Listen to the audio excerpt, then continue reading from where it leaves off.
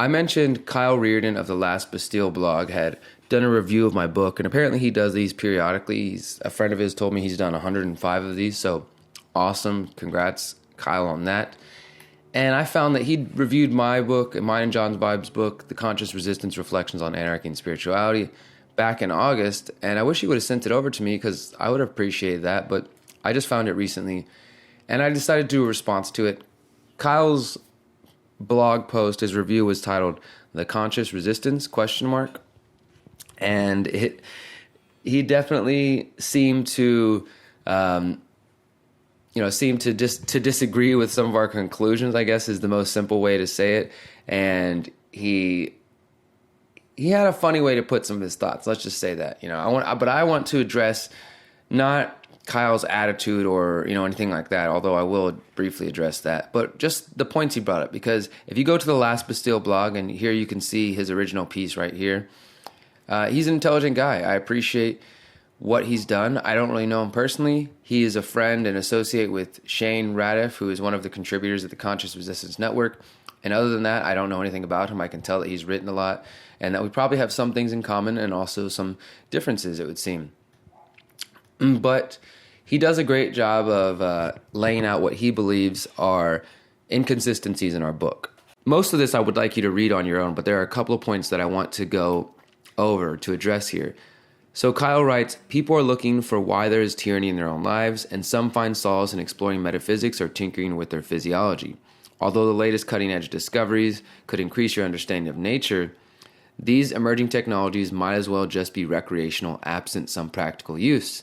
And he's talking about we explore meditation, we explore psychedelics and different things like that. And I say here that I absolutely agree with him. Without some type of regular practice, ritual, or structure, an individual's self-exploration will likely remain recreational and not necessarily lead to any valuable insights. And he correctly says that, in other words, what Bros and Vibes are promoting here is to willfully and knowingly exercise your freedom. That's exactly right. Now, he mentions objectivists are likely to cringe at the notion of spiritual agnosticism.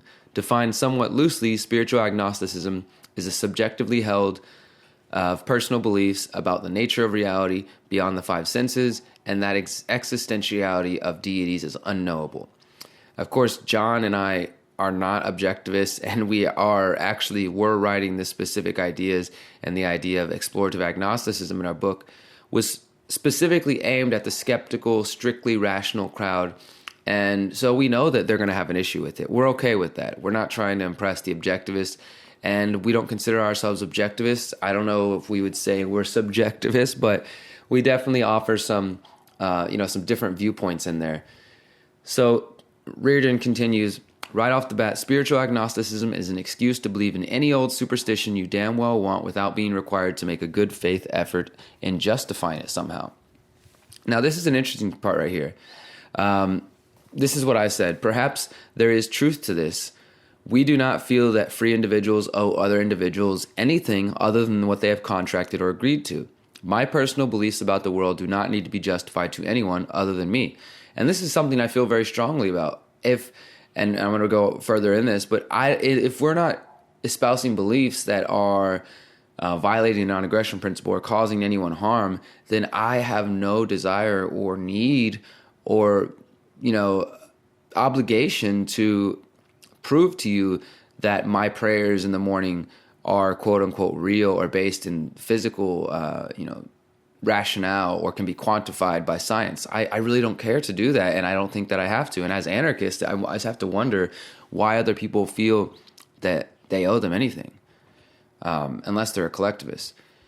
Kyle Rearden continues, religious toleration is one thing, but trying to prevent rational critiques of your superstition by insisting that it's all subjectively unknowable embraces, perhaps inadvertently, the same tyranny that grinds us down under its heel and does so by its very irrationality. And I appreciate his view on this, and this is probably something that's going to frustrate the hell out of some of you and Mr. Rearden himself. But in the book, we definitely lay out a case for a multi-layered reality.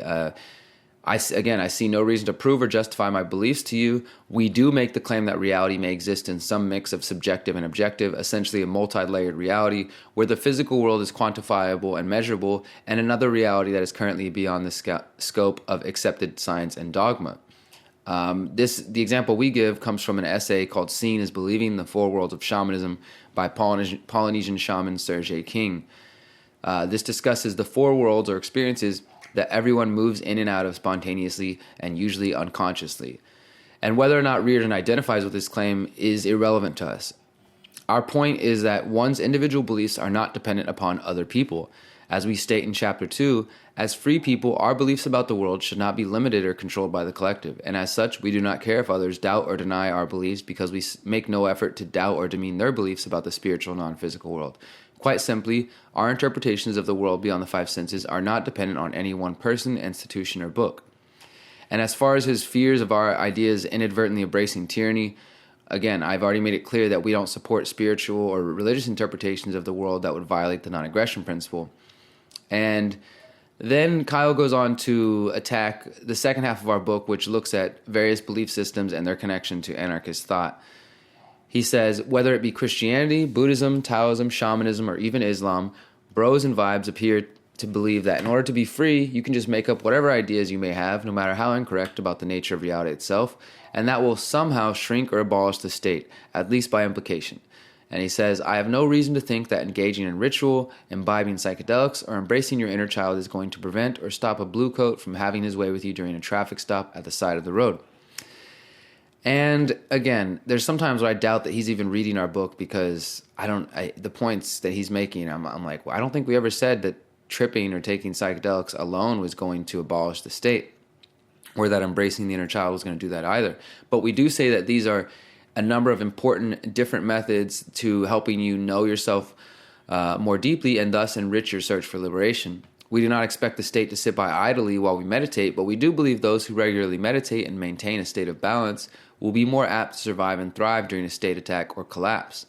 And in fact, in the beginning of our book, we make it very clear that we are reaching out to anarchists who are weary of spirituality and spiritual types who are generally afraid of action and prefer to believe the world's ills will be fixed by positive affirmation alone.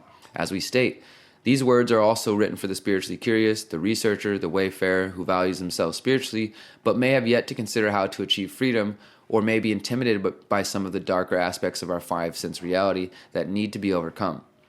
Rearden then takes a moment to quote and criticize this passage from our Chapter 6, Consciousness and Rights Applied to Animals, Plants, and Earth.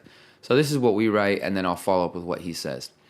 Many indigenous communities believe that life exists in all forms, plant, stone, human, animal, and inanimate. We believe the closer we move to respecting all life as equal to our own, the deeper our understanding of liberty becomes. It is not only about pursuing freedom in terms of our individual paths, but recognizing the importance of allowing others to operate under their own freedom of action. Many of us already speak to our pets as children or companions. Why not acknowledge the life in plants, animals, crystals, and the earth that surrounds us? And Kyle says, so does this mean that if I freely choose to smash my chair into bits, I have violated the non-aggression principle because my chair is alive and sentient? If anything, such a notion would be none other than animism rather than spiritual agnosticism. According to the authors, it seems to me, they think that property rights necessarily enslaves all those poor inanimate objects, beings, as well as animals. Therefore, property rights in owning animals, plants, crystals, and real estate violate the non-aggression principle, right? Perhaps if the authors had spent more time studying economics and less time on mafios, then maybe this whole systematic problem of the state would have been solved by now. And I just want to refresh this with Kyle in his memory in case he missed this one. John and I write, we would also like to make it clear that this book is not meant to be the final word on any of the topics discussed. Rather, we hope to broach the conversation and spark healthy debate about how far one should take their desire for freedom. None of the ideas expressed should be taken as arguments for monopoly or one-size-fits-all model of freedom. So our individual ideas about property or consciousness are not to be taken as prescriptions for some anarcho-shamanist, anarcho-conscious society. These are merely ideas that John and I have been toying with. And I don't know what passage in the book made Kyle believe that we believe property rights enslave inanimate objects, but we did not make that claim. But I do think there is value in debating the NAP and discussing different interpretations that might include animals or even plants. How that looks exactly, I do not know. I simply acknowledge that there are those who are seeking to recognize life in all its various forms, not only human. Also, my ideas on property are always evolving. This is why John and I, we don't take a particularly hard stance on property rights because despite what Kyle thinks, we have read a great amount of literature on both property as theft and as freedom. And we believe in a truly free society where there will be an open experimentation of competing ideas on property. And this is going to be explored more in our third book. And I'm going to just start to wrap it up here, just the last couple points I want to make here. He says that, quote, speaking of government, the author's use of the term panarchy is notoriously incorrect. Panarchy refers to an acceptance of all forms of governance, including monarchy, oligarchy, and democracy, with the proviso that each individual citizen explicitly consents to a particular form of government and is able to easily leave said jurisdiction without having to completely uproot his life in order to do so. And again, I don't know where we differentiate, because when I looked at the two definitions that we offered and what he just said, they seem pretty similar.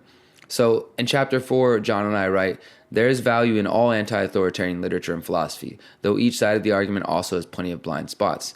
That being said, we believe in panarchy, or acceptance of all individual sovereignty and their possible economic solutions as long as they are absent of force. This would allow for individuals who claim their right to self-governance and seek the absence of coercion to break free from the state with other free humans with similar goals. So he says panarchy refers to acceptance of all forms of governance with the proviso that each individual citizen explicitly consents to a particular form of government and is able to leave easily. And we say acceptance of all individual sovereignty and their possible economic solutions as long as they're absent of force. In the panarchy we describe, sovereign individuals could choose to live under a monarchy, democracy, or other government they decide, or live without a centralized authority. And I'm not really seeing a big difference in what we describe and what he describes other than semantic differences. But John and I go even further, and we say it is important to encourage everyone to accept the idea that people do not need to be forced into associations and relationships with one another because they happen to live in the same area. In some circumstances, it may be necessary to migrate to the same area to create a commune or a type of protected community. However, as long as it is logistically possible for people to arrange themselves peacefully in the same geographical region, they should still be able to subscribe to different views on economics, spirituality, or any other controversial topic that divides people politically. So, Kyle Rearden does go on to commend us for our chapter on anarchy and our interpretations of agorism and voluntarism. And then this is the last little part here that he says here, and this is just where I want to end it. He says, Derek Bro's and John Vibe's The Conscious Resistance, Reflections on Anarchy and Spirituality is certainly a better philosophical book than Freedom. Well, thank you. Yet its defense of first principles was, well, rather lacking.